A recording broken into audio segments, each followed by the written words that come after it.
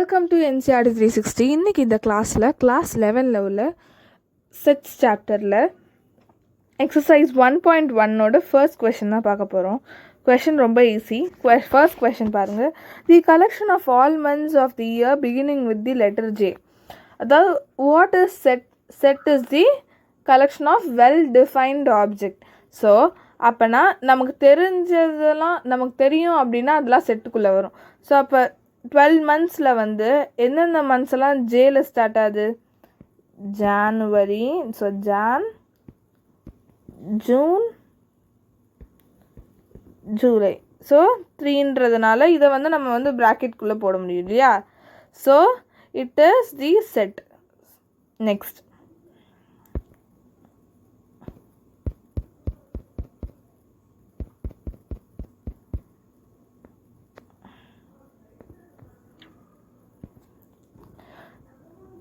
the collection of 10 most talented writers in the of India. அதாவது சில பேருக்கு வந்து சில பேர் டேலண்டட்னு நினைப்பாங்க, சில பேர் வந்து இல்லை இவங்களோட டேலண்டட் இருக்காங்க, இவங்க கொஞ்சம் இது லோ தான் அப்படின்னு சொல்லி நினைப்பாங்க. ஸோ இதை வந்து நம்ம வந்து ஒவ்வொருத்தருக்கும் ஒவ்வொரு பெர்ஸ்பெக்டிவ்லேருந்து பார்ப்பாங்கிறதுனால it is not the set. So wrong symbol போட்டுக்கலாம். A team of 11 best cricket batsmen of the world.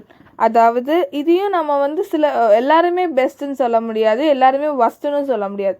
So ஒவ்வொருத்தருக்கும் ஒவ்வொரு இதில் ஸ்பெஷல் இருக்கும், சில மாதிரி இருக்கிறதுனால we can't define this. So it is also not the set. The collection of all boys in your class. அதாவது talented பாய்ஸ்னால் அது வந்து செட்டு கிடையாது, ஆனால் இது வந்து வெறும் ஆல் பாய்ஸ்ன்னு தான் கொடுத்துருக்காங்க. அதாவது ஜஸ்ட் நம்ம கவுண்ட் பண்ணி நம்ம கலெக்ஷன் சொல்லிடலாம். So it is set. Collection of all natural number less than 100ன்னு கொடுத்துருக்காங்க. இப்போ லெஸ் தென் 100னா என்ன? 1 2 3 4லேருந்து 99 வரையும் இது வந்து இந்த நேச்சுரல் நம்பர்ஸ் வரும் லெஸ் தென் 100னா. So it is the set. Collection of novels written by the Munshi Premchand. அதாவது அவரோட ரைட்டிங்ஸ், நாவல் ரைட்டிங் எல்லாம் வந்து வி கேன் கவுண்ட். அவர் வந்து இவ்வளோ செட் ஆஃப் புக்ஸ் தான் எழுதியிருக்காருன்னு சொல்லிட்டு we can count. So it is the set. இது வந்து நம்ம செட்டுன்னு சொல்லலாம்.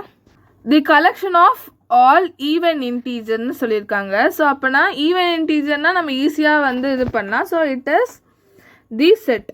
ஸோ நெக்ஸ்ட் கொஷின் பாருங்கள். The collection of questions in the chapter. அதாவது in this chapter, அதாவது செட்ஸில் சாப்டரில் எவ்வளோ கொஸ்டின்ஸ் இருக்குன்னு சொல்லலாம். So we can easily count இல்லையா? So it is set. 9th question பாருங்கள். The collection of most dangerous animal of the வேர்ல்டுன்னு கொடுத்துருக்காங்க. அதாவது சில பேருக்கு வந்து ஒரு அனிமல் பார்த்தா பயமாக இருக்கும், ஆனால் சில பேருக்கு வந்து அந்த அனிமல் பார்த்தா பயம்லாம் பெருசாக வராது. எக்ஸாம்பிள் நான் ஒன்று சொல்கிறேன். இப்போ வந்து எனக்கு வந்து டைகர் பார்த்தா ரொம்ப பயம்.